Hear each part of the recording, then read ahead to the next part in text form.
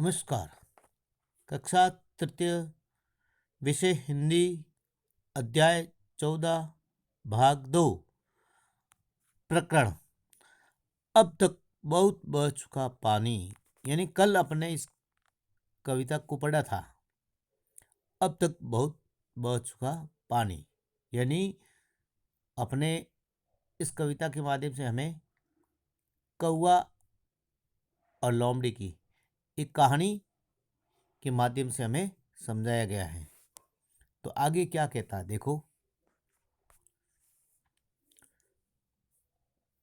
पहला अंतरा दूसरे भाग का।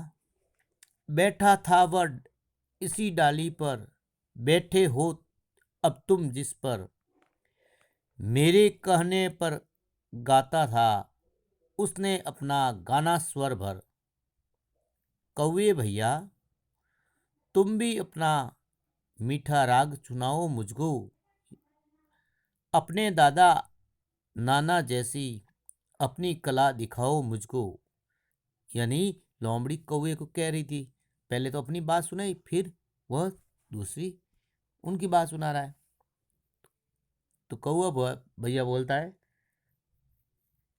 कौवा आशा छौंच की रोटी पंजे में पकड़ ली जब पहले, बोला लोमड़ दादा से यों, कान खोल कर दादा सुन ले, कान खोल कर दादा सुन ले, पुरखों का अनुभव पाया है, पुरखों का अनुभव पाया है।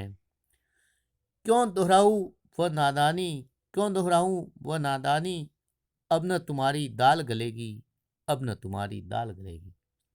अब तक बहुत बह चुका पानी, अब तक बहुत बह चुका पानी।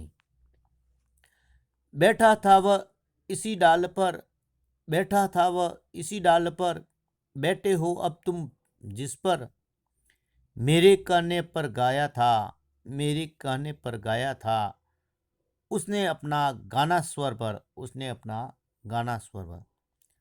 कौवे भैया तुम भी अपना मीठा राग सुनाओ मुझको, मीठा राग सुनाओ मुझको, अपने दादा नाना जैसी अपनी कला दिखाओ मुझको, अपनी कला दिखाओ मुझको।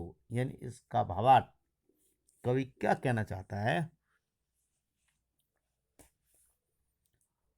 तो लोमड़ बोला कि इसी डाली पर बैठा था, जिस डाली पर तुम बैठे हो, मेरे कहने पर उसने ऊंचे स्वर में मधुर राग में अपना गीत सुनाया था। कौवे भैया तुम भी अपने दादा नाना जैस की तरह अपनी कला का हुनर मुझे दिखाओ और अपना मीठा राग मुझे सुनाओ। यानी जिस प्रकार आपके नाना दादा की तरह आप भी सुनते, वैसे भी मुझे मीठे कहानियाँ सुनाया करो और मीठे राग सुनाया करो। दूसरा अंतरा। कौवा हंसा, छौंस की रोटी पंजे में पकड़ ली जब पहले, छौंस की रोटी पंजे में पकड़ ली जब पहले, बोला लोमड़ दादा से यूं, बोला लोमड़ दादा से यूं, कान खोल कर दादा सुन ले, कान खोल कर दादा सुन ले, पुरखों का अनुभव पाया है, पुरखों का अनुभव पाया है। क्यों दोहराऊं वह नादानी, क्यों दोहराऊं वह नादानी, अब न तुम्हारी दाल गलेगी, अब न तुम्हारी दाल गलेगी। अब तक बहुत बह चुका पानी, अब तक बहुत बह चुका पानी। यानी कौवा हंसा, पंजा है ना उसका पाँव, और पुरखों यानी पूर्वजों, अनुभव यानी जानकारी, नादानी यानी उसकी ना समझ। तो इसका भाव है, कौवा लोमड़ की बात सुनकर हंसा और पहले सोच की रोटी अपने पंजे में पकड़ ली, फिर बोला कि लोमड़ दादा ध्यान से सुनो, कि लोमड़ दादा ध्यान से सुनो, मैंने अपने पूर्वजों से जो अनुभव पाया है, मैंने अपने पूर्वजों ने जो अपने पीढ़ी दर उनसे जो मैंने कुछ सीखा है, उस नादानी को मैं फिर से क्यों दोहराऊं, यानी उस बात को मैं फिर से क्यों दोहराऊं। अब तुम्हारा एक भी चल नहीं चलेगा। अब तुम्हारा एक भी चल नहीं चलेगा। अब तक जो हुआ सो हुआ, यानी आज तक जो हुआ सो हुआ, पर अब तुम्हारी दाल नहीं गलने वाली है, लेकिन अभी आप कुछ नहीं हासिल करने वाले हो। अर्थात अब मुझे मूर्ख नहीं बना सकोगे, यानी आप अभी मुझे मूर्ख नहीं बना सकोगे।